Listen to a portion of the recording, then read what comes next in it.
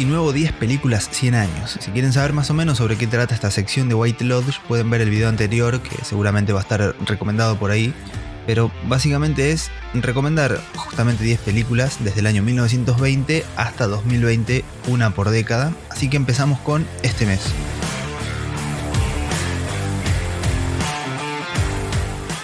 Década del 20, cine mudo, por supuesto, y en este caso absolutamente épico e histórico. Probablemente una de las películas más ambiciosas que se hayan hecho en la historia del cine.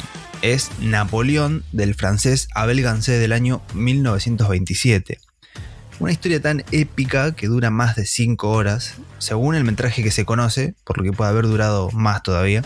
Y ni siquiera abarca toda la vida del reconocidísimo Napoleón Bonaparte, un personaje histórico, sino que va desde su niñez hasta el momento en que ya como general del ejército se dispone a atacar al conde Argentó, o sea que la mayor parte de la vida militar de Napoleón, su poderío militar, Waterloo, su muerte, demás cosas conocidas no se ven en la película porque estaba pensado ser incluido en una segunda parte, tal vez de 5 horas también, quién sabe. Aún así, es una obra creo que indispensable, una obra maestra con muchos experimentos cinematográficos y que debería ser vista por lo menos una vez en la vida. Década del 30. Para mitad de esta década se estableció en Hollywood el famoso Código Hays, que regulaba de forma bastante restrictiva lo que se podía ver y no se podía ver en una película, algo que obviamente terminó siendo absolutamente conservador. Aunque esto no impidió que hubieran grandísimas películas, antes del código la libertad era absoluta y se podía mostrar y decir lo que el director y el guionista tuvieran ganas. Una de estas últimas películas pre-código fue la comedia Duck Soup de Leo McCarey, que en realidad tuvo más fama por tener de protagonistas a los hermanos Marx, los famosos hermanos Marx, Groucho, Harpo, Chico y Cepo, un grupo de comediantes que se hizo muy famoso desde que el cine pasó a ser sonoro aproximadamente, o sea en esta época. En Duck Soup la sátira está a flor de piel y Groucho, que fue uno de los más conocidos de los hermanos, encarna al gobernante de un país ficticio llamado Fridonia, que entra en conflictos con su país vecino, lo que desata una serie de sucesos risorios, con mucho doble sentido, música y escenas que hace 90 años eran absolutamente cancelables y que incluso hoy en día más de un tuitero también cancelaría. Así que una gran película para ver la libertad que había en Hollywood justamente antes de este código, y que a lo mejor se fue viendo después con las décadas, pero en esta época en particular, la del 30, no sobraba. Década del 40. Bueno, para la década del 40 nos concentramos en el cine argentino. Uno pudiera pensar, ¿el cine argentino existe desde hace tantos años? Por supuesto.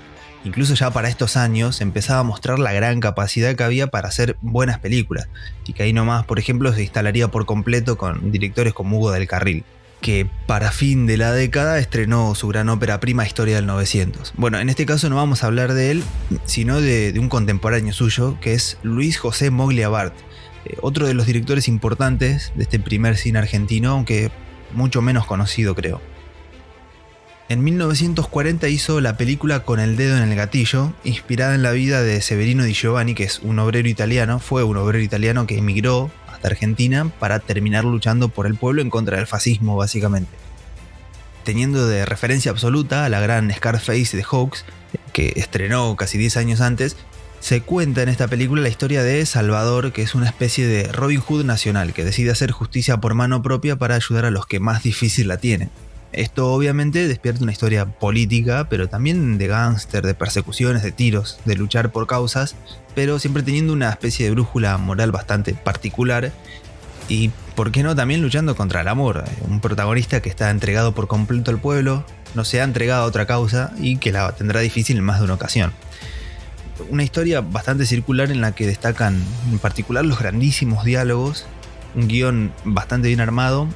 Por ahí puede flaquear un poquito en algunos personajes secundarios, pero que no son del todo necesarios, y la dirección está dirigida a la perfección, algo que, como decía al principio, muestra ya la calidad que había en ese momento. No solo para innovar, sino para también tomar lo que ya había en el cine en ese momento, por ejemplo Scarface, y adaptarlo a este nuevo cine argentino.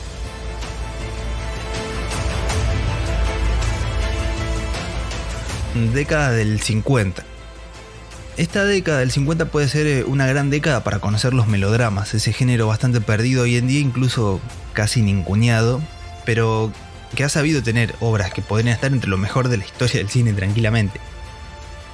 Una de ellas es Madame D, del alemán Max Ophüls, que es un director trotamundos, podríamos decir, de los mejores en el género.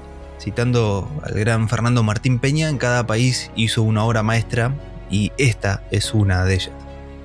Partiendo de una situación que parece casi anecdótica, en donde una condesa vende unos pendientes sin que su esposo lo sepa, se desencadena una historia de emociones reprimidas, clase altas, mostrando su verdadero rostro, corazones rotos, traiciones, por supuesto tragedia, lo que era costumbre no solamente en los melodramas, sino particularmente en las historias de Ophüls, pero sin caer en una solemnidad barata propia del género, propia de muchas películas de este género, los melodramas.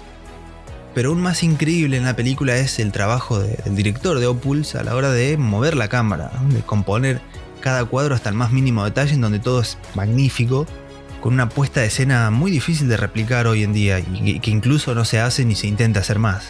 Como detalle no menor incluso tenemos las actuaciones del trío protagonista que están absolutamente logradas, y en particular quiero resaltar la de Vittorio De Sica, que es más conocido como director pero también ha sabido actuar y ha mostrado sus dotes.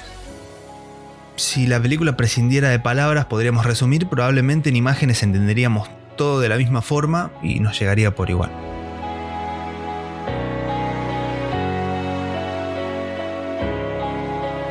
Década del 60, y siguiendo un poco con el romance pero ahora desde el lado de la comedia, caemos en 1967 con Barefoot in the Park, o más conocida como Descalzos por el Parque, de Jim Sachs, que tiene como primer trabajo esta película, y el guión también es el primer trabajo en solitario de alguien que después fue famosísimo, que es el escritor Neil Simon.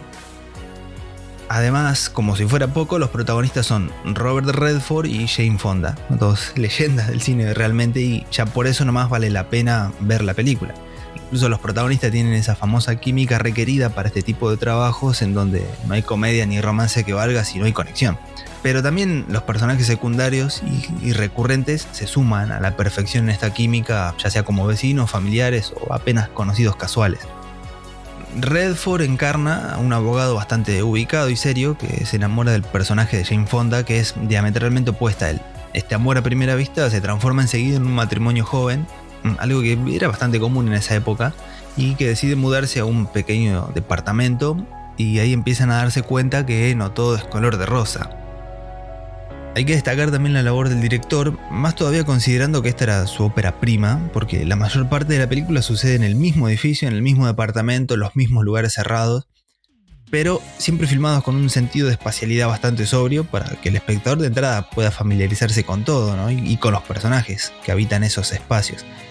Algo que se resignifica todavía más cuando vemos que décadas posteriores muchas sitcom famosísimas han bebido de esto. Y es muy interesante también el trabajo del guionista a la hora de contar una historia romántica secundaria a la par de las de los jóvenes, la principal, pero con personajes totalmente distintos, maduros, con mucha experiencia, que sirven un poco de espejo, pero principalmente dejando bien en claro el mensaje, y en el buen sentido que para el amor no hay edad.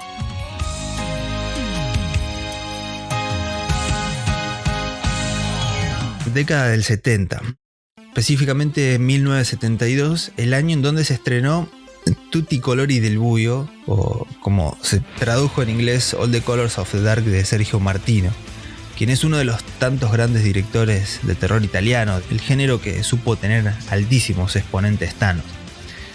Aunque Martino es un poco menos conocido o visto, en esta película hace maravillas, y particularmente creo que es uno de los giallos mejor filmados. El centro de la historia es una mujer que sufre una pérdida bastante importante y empieza a sentirlo, obviamente física, pero principalmente mentalmente por sobre el resto. Con una cámara casi perfecta, como decía, Martino empieza a retratar los efectos de la pérdida en la mujer, jugando entre lo real y lo onírico, lo que sucede de verdad y lo que solo está en la imaginación de la mujer. Incluso desde el primer minuto de película, el espectador se siente impactado por lo que ve, algo que se va significando a lo largo de la misma.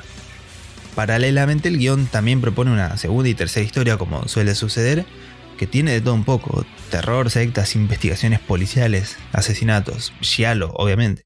En fin, es una película que tiene absolutamente todo lo que el género pide y lo utiliza de la mejor manera. Década del 80.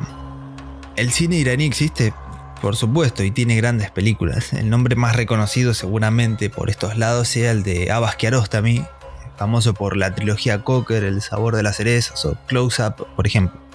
Esta última, Close Up, es la historia real de un hombre que estafó a una familia y se hizo pasar por un director iraní famoso también, que es Mohsen Makhmalbaf. Mohsen, le vamos a decir así, entre otras cosas hizo la película de la que vamos a hablar ahora, El ciclista, del año 1987. A primera vista, la película sigue a Nassim, un pobre hombre que no tiene un peso y necesita ganar plata para poder tratar a su mujer enferma. Como fue un gran ciclista, le llega la oferta de estar una semana completa dando vueltas en círculos sin caerse de una bicicleta y ganar plata, propuesta que obviamente sin mucha opción acepta.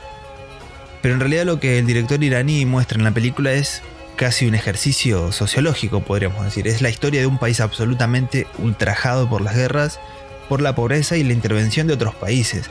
Países obviamente con más poder y diferentes intenciones, en su mayoría malas.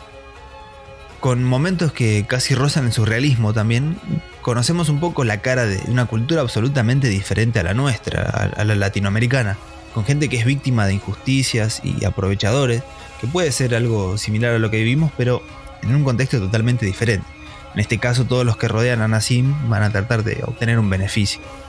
Un film altamente recomendado para conocer un poco este cine tan especial y particular, y en lo posible también hacer una doble función con la ya mencionada Close Up de Kiarostami.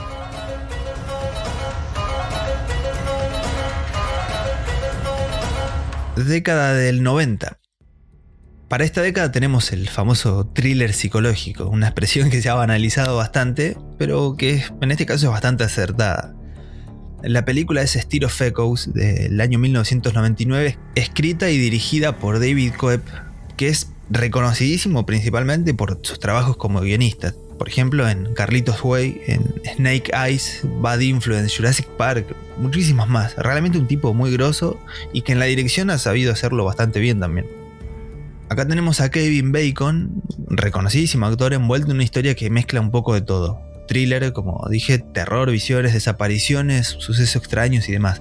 Todo explota cuando su personaje es hipnotizado, lo que abre una especie de puerta en su cabeza que empieza a recibir cosas que antes no recibía. Dicho de forma simple, para no contar demasiado la trama. Rescato dos cosas de la película. Primero, el uso que se hace de los colores, tanto de forma natural, como se usan millones de películas, para que el espectador vaya atando los hilos a medida que se da cuenta de lo que se quiere transmitir o narrar con cada color o luz. Pero a su vez se hace un uso deliberado de estos colores, resultando en que el mismo protagonista dentro de la película también reconoce cada color y lo asocia con una cosa diferente. Esto lleva a la segunda cosa que quiero destacar, y es la línea fina y por momentos difusa que dibuja el director Koepp entre la película, los personajes dentro de ella, los espectadores, que somos nosotros, y el cine en general. Este último, el cine, es usado además en la película como el medio por el cual tanto el protagonista como nosotros mismos podemos despertar y abrir la mente a un mundo que puede o no ser real, como el de las películas, pero que sin duda es totalmente diferente. Década del 2000. Entramos al nuevo milenio y saltamos 10 años para caer en 2009 con un actor reconocido y un director de muchísimo nombre, no justamente por esta película, que irónicamente debe ser de sus 3 mejores. El actor, ya un amigo de la casa, que es Nicolas Cage. El director, el gran Werner Herzog. La película, The Bad Lieutenant, Port of Call, New Orleans. Un nombre larguísimo y que se puede llegar a confundir con la película de Abel Ferrara. Incluso muchos dicen que es una especie de remake, que no lo es. Así que bueno, me voy a tomar la libertad de llamarla por la traducción española, que además hace una gran síntesis de la película. Teniente corrupto. De esto básicamente va la obra de Herzog. Un policía corrupto, un drogadicto, mujeriego, golpeador, apostador, pero en parte con algún que otro escrúpulo, encarnado por un Nicolas Cage que tiene una de sus mejores actuaciones y que debe investigar unos asesinatos, que en realidad pasa casi a segundo plano, porque el verdadero interés de Herzog es hacer una película de excesos, completamente sucia, visceral, pero que no es tan distinta a la realidad, aunque tal vez no lo veamos con nuestros propios ojos a lo que sucede. El principal interés es claramente mostrar cómo los excesos llevan a la autodestrucción del protagonista, que parece encaminado a un final bastante desastroso. Este personaje principal es, como casi todos los personajes del director, llevados por el día a día de un lugar a otro sin una motivación real, o si la tienen no es para nada importante, y ninguno tiene muchos deseos de redimirse ni ser el salvador de última hora. Estos en su mayoría son los personajes principales de Herzog, gente que simplemente intenta mantenerse viva.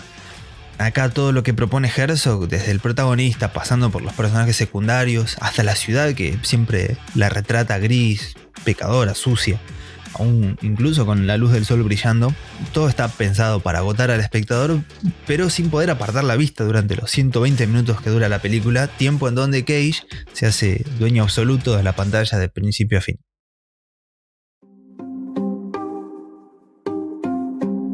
Y para cerrar el video, la última década, la década del 2010, y llegamos a la película asiática que nunca puede faltar, en esta ocasión particularmente con el cine chino y un director bastante novato en el sentido de que tiene muy pocas películas, pero no por eso malo, sino todo lo contrario. El director es Bi Gan, un joven cineasta que más que promesa ya a esta altura es una realidad, a pesar de, como dije, tener pocas películas, tiene un par de largometrajes. En este caso hablamos de su segundo y más conocido, que se titula Long Day Journey into Night, o Largo Viaje hacia la Noche, del año 2018.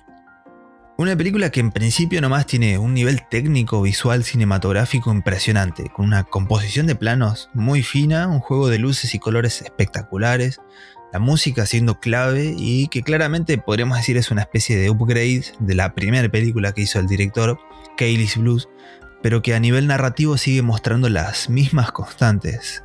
Pueblos casi fantasmales en lo más recóndito de China, rurales, con personajes que han perdido cosas, que deambulan para encontrar respuestas que generalmente nunca llegan y con el tiempo desvirtuándose constantemente. En este caso el protagonista busca una mujer de su pasado con recuerdos que nunca sabemos bien si son reales y para eso vuelve a su pueblo a intentar reencontrarse con ella. En el medio se dan una serie de sucesos que nunca terminan de aclarar demasiado la trama, sino todo lo contrario, cada vez nos van dejando más preguntas, hasta el momento en donde literalmente la película se parte en dos, recién llegan los títulos y se le empieza a dar otro significado a todo lo que pasó anteriormente.